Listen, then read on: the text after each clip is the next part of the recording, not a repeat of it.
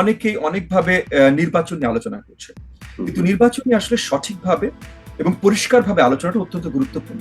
মানে আমাদের দেশের অর্থনৈতিক অবস্থান বলেন, সামাজিক অবস্থান বলেন, যে কোনো জায়গা থেকে বলেন, নির্বাচনটা যদি একটু দেরিতেও হয়, কথার কথা, কারণ ডিসেম্বর মাস যেটা মাননীয় প্রধান উপদেষ্টা বলছে, এটাও কিন্তু অনেক দেরিতে, মানে 1.5 বছর। আপনি যদি চিন্তা করেন, হাসিনার পতন হচ্ছে জুলাই মাসে, তারপর 24শে জুলাই, 25শে ডিসেম্বর, কিন্তু 1.5 বছর, 18 মাস। 18 মাস কিন্তু অল্প সময় না কোনোভাবেই। কিন্তু আমরা 18 মাসও, আমি অ্যাটলিস্ট পার্সোনালি আমি বলছি, আমরা মেনে নিচ্ছি 18 মাস, মেনে নিচ্ছি, কোনো অসুবিধা নেই। কিন্তু 18 মাসও তো আপনি পরিষ্কার করেন, মানে আপনি দুনিয়ার সবচেয়ে ভালো রাজা নিয়ে আসেন, আমার আসে যায় না, আমি রাজতন্ত্রে বিশ্বাসী না ভাই, আমি চাই না রাজা। সেটা খারাপ রাজা হোক, ভালো রাজা হোক, যেই রাজা হোক, আমি রাজা চাই না। এবং আমি রাজা না চাওয়ার একটা বড় কারণ হলো যে গত 300 বছর বা গত 5000 বছর মানব সভ্যতার ইতিহাসে, আমি একজন পলিটিক্যাল সায়েন্সের একজন একাডেমিক, আমি সেই হিসেবে বলছি, কিছু দূর ইতিহাসের জ্ঞান থেকেই বলছি, যে 5000 বছর মানব সভ্যতার ইতিহাসে গণতন্ত্রের থেকে বেটার সার্ভিস কখনো জনগণ পায়, কখন জনগণ, 5000 বছর ইতিহাসে। তো সেই কারণে আমরা গণতন্ত্রে বিশ্বাস। যে কোনো একটা রাজা, সে যেই হোক না কেন, সে পান্না ভাই হোক, ববি হাজ্জাজ হোক, আর যেই হোক, সে ভালো হতে পারে না। রাজতন্ত্র সেক্ষেত্রে আমরা যা কিছু প্রত্যাশা করছিলাম, আশা করছিলাম, একটা গণতান্ত্রিক প্রক্রিয়া, একটা নির্বাচন হবে, মানুষ ভোটাধিকার ফিরে পাবে, কথা বলার অধিকারটুকু অন্তত পাবে, এই তো মানুষের আশা ছিল, প্রত্যাশা ছিল। কিন্তু তার পরবর্তীতে 5 আগস্টের রাজনৈতিক পট পরিবর্তনের পরে যা কিছু হচ্ছে, আপনার কি মনে হয় বিশেষ কোনো গোষ্ঠী বিশেষ উদ্দেশ্য নিয়ে সবকিছু হসপাস করা একটা, বা আমি জল খেয়েছিল হসপাস এত সহজে বলবো না, বিশেষ কোনো ষড়যন্ত্র এগোচ্ছে কিনা? দেখেন, এটা খুবই কমপ্লিকেটেড একটা ইস্যু। বিকজ মনে করেন, একটা স্বৈরাচারী সরকার 15-16 বছর ক্ষমতায় ছিল, তার লোকজন এখনো সব জায়গায় আছে, বিদেশি অনেক ধরনের শক্তি ছিল, আবার অনেকে নতুন ভাবে এসে নতুন নিচে জায়গা করতে যে চেষ্টা করছে না, তাও না। সো এখানে এমন না যে কোনো একটা গ্রুপের বড় ষড়যন্ত্র আছে, এখানে অনেকগুলো গ্রুপের অনেক ষড়যন্ত্র আছে, নিশ্চয়ই আছে। মানে আমি জানি, আমি না জানি, ডাজন্ট ম্যাটার, নিশ্চয়ই আছে, কারণ এটা নর্মাল কমন সেন্স বলে দেয়। দ্বিতীয়ত, মনে করেন, এই যে গত 16 বছর আওয়ামী লীগের যে গুন্ডা বাহিনীগুলো ছিল, এই গুন্ডা বাহিনীর উপরে যারা এদেরকে পৃষ্ঠপোষকতা করতো, তারা তো বেশিরভাগই পালিয়েছে। সো এদের এখন পৃষ্ঠপোষকতা নাই। সো এদের এখন ওই যে হাইজ্যাকিং, রহাজানি, এগুলো বেশি বাড়িয়ে দিয়েছে এরা। সো এখানে আইন শৃঙ্খলা বাহিনীর দুর্বলতা বেড়ে গেছে। আবার আরো অনেক ধরনের, মানে যেমন মনে করেন, অর্থনীতির অবস্থা কিন্তু ভালো না। আমি জানি নিউজে অনেক অনেক কিছু আসছে, কিন্তু আমি যখনই কোনো ব্যবসায়ীর সাথে কথা বলি, ব্যবসায়ী মহলের কারোর সাথে কথা বলি, তারা আমাকে বলে, ভাই অর্থনীতির অবস্থা খুব খারাপ, আপনারা কি করছেন? আমাকে দোষারোপ করে, আপনারা রাজনীতি করেন, আপনারা কি করছেন? সো অর্থনীতির অবস্থা যদি খারাপ থাকে, তাহলে আমাদের দেশে এমনি সবসময় মনে করেন 7-8% তরুণ সমাজ বেকারত্বে ছিল। এইটা যদি এখন বেড়ে কত হয়েছে আমি জানি না, বিএসএস তো আবল তাবল পোলিং করে, এখন প্রপার ডেটাও আমরা জানি না। কিন্তু যদি 10-15% হয়ে থাকে, তাহলে সেখানে এরকম শতাংশ যখন আপনার বেকার সমাজ থাকে তরুণদের ভেতরে, তখন সেখানে ক্রাইম রেট এমনিই বাড়ে, প্রত্যেকটা দেশে যেখানে এটা বাড়ে, ওই সময় ক্রাইম রেট বাড়ে। সেটার জন্য বেড়েছে। এবং একই সাথে অনেকে হয়তো এই যে সুবিধা নিচ্ছে, যে এই যে ক্রাইম রেট অলরেডি বেড়েছে, মব অলরেডি হচ্ছে, সরকারের ক্ষমতা কম, তাহলে আমি একটু দুষ্টামি করবো না কেন? এই সব মিলিয়ে আইন শৃঙ্খলা বাহিনীর অবনতি বেশ শক্তভাবে ঘটেছে বলে আমরা দেখছি, যেটা দৃশ্যমান। সো এটা মানে জাস্ট মুখের কথা বলে এটা হবে না, এবং এটা যদি আমরা আবার ফিরিয়ে আনতে চাই, তাহলে শক্তিশালী সরকার নির্বাচনের মাধ্যমেই প্রয়োজন।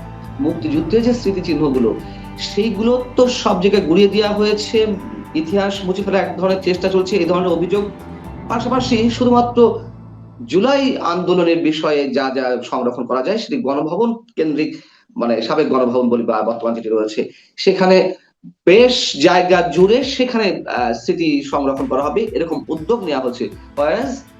নানান ভাবে মুক্তিযুদ্ধকে বিতর্কিত করা হচ্ছে, সেই জায়গাটিতে আপনার মন্তব্য কি? জি, আমার মন্তব্য খুব পরিষ্কার ভাই।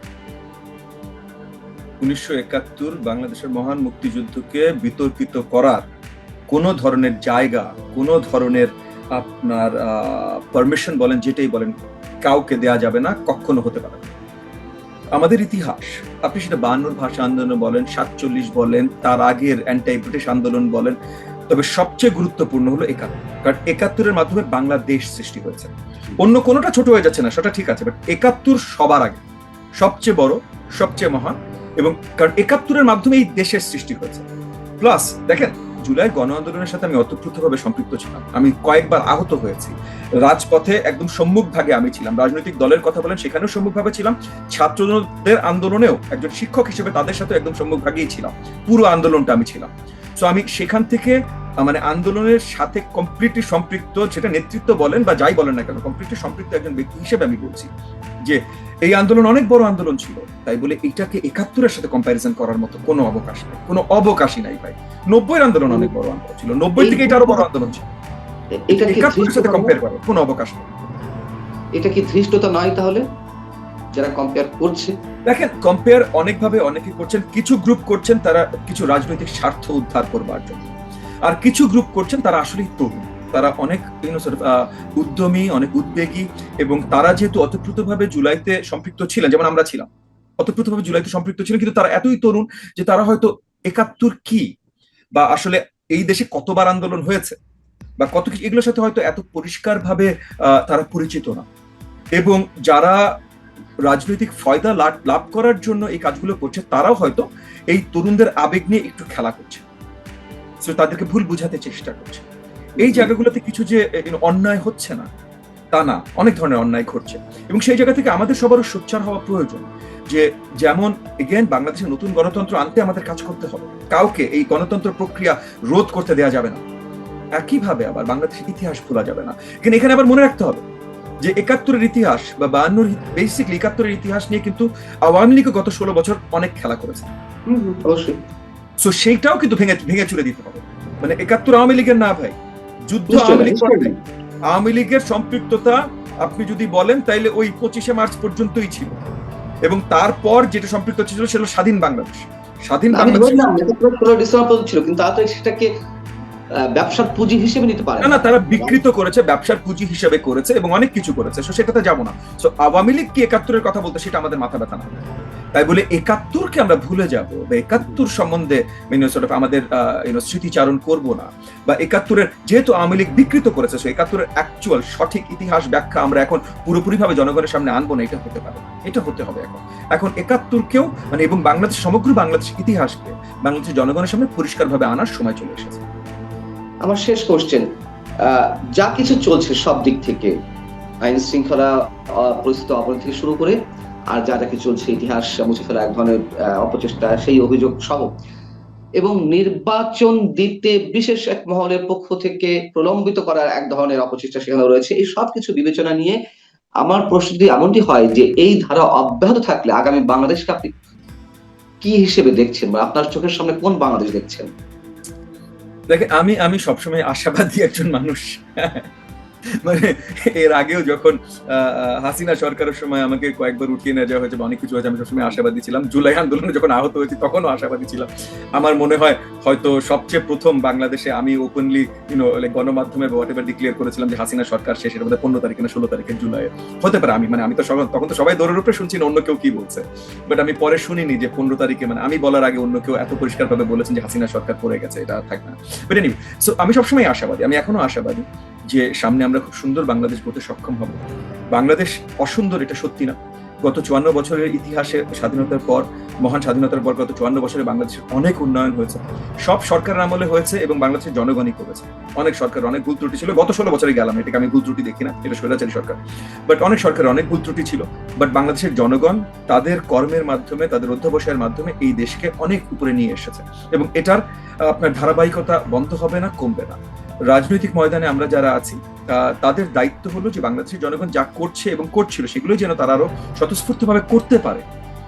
এই জায়গাটা আশাবাদী, ঠিক আছে, আশাবাদী তো অবশ্যই, আশাবাদিতা নিয়েই তো সবকিছু সামনের দিকে এগিয়ে যায়।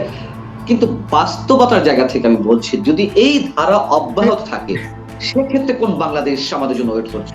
যদি এই ধারা অব্যাহত থাকে, মানে ইন দ্য সেন্স, দেখেন আসলে এখন এগেন আমি আবার ইতিবাচক ভাবে বলি, আমি নেতিবাচক ভাবে জিনিসপত্রগুলো না দেখে আমি ইতিবাচক ভাবে দেখেই বলি যে অনেকেই হয়তো যারা রাজনীতির সাথে সম্পৃক্ত কম, রাজনীতি সম্বন্ধে, কনসেনসাস সম্বন্ধে, বা স্টেট ক্রাফট সম্বন্ধে, মানে একটা দেশ চালাতে কি লাগে বা কি লাগে, এই ধরনের জিনিসপত্রের সাথে যাদের পরিচিতি কম, তারা হয়তো মনে করতেই পারেন যে রাতারাতি অনেক কিছু বদলে দেওয়া যায়। আসলে যায় না, কারণ সবকিছু বড় পরিধির কাজ, তো সময় নিয়ে আস্তে আস্তে করতে হয়। বড় ধাক্কা যে লাগে না তা না, বড় ধাক্কা লাগে, বাট এক রাতে সব চেঞ্জ হয়ে যাবে তা হয় না, এবং এক রাতে সব চেঞ্জ করতে গেলে পরে দেখা যায় যে কোনো ধরনের চেঞ্জই হয় না।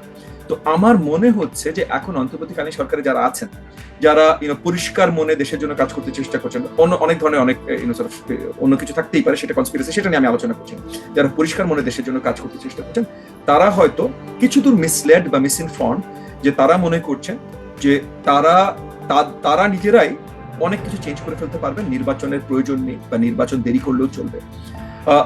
আনফর্চুনেটলি অত্যন্ত দুঃখের সাথে বলতে হয় যে এই জিনিসগুলো আসলে কখনো হয় না। কখনোই জনগণের মাধ্যমে ছাড়া, মানে নির্বাচন বা এই প্রসেসগুলো ছাড়া বড় দাগে চেঞ্জও হয়নি, করতেও পারেনি। ওই সরকারগুলো খুব আনপপুলার হয়ে গেছে এবং আমরা চাই না কারেন্ট অন্তর্বর্তীকালীন সরকার যেটা, বা আমি পার্সোনালি, আমরা বাদ দেন, সব অন্য সবার কথা আমি বলতে পারবো না, সো বাদ দেন, আমি চাই না অন্তর্বর্তীকালীন সরকার কোনোভাবে প্রশ্নবিদ্ধ হোক বা অসফল হিসেবে প্রমাণিত হয়ে তাদের তাড়াহুড়া করে একটা নির্বাচন দিতে হোক, যেটা 111 সরকারের হয়েছে। সো যেহেতু আমি সেটা চাই না, সেই জায়গা থেকে আমি চাই যে ওনারা তাড়াতাড়ি একটা নির্বাচন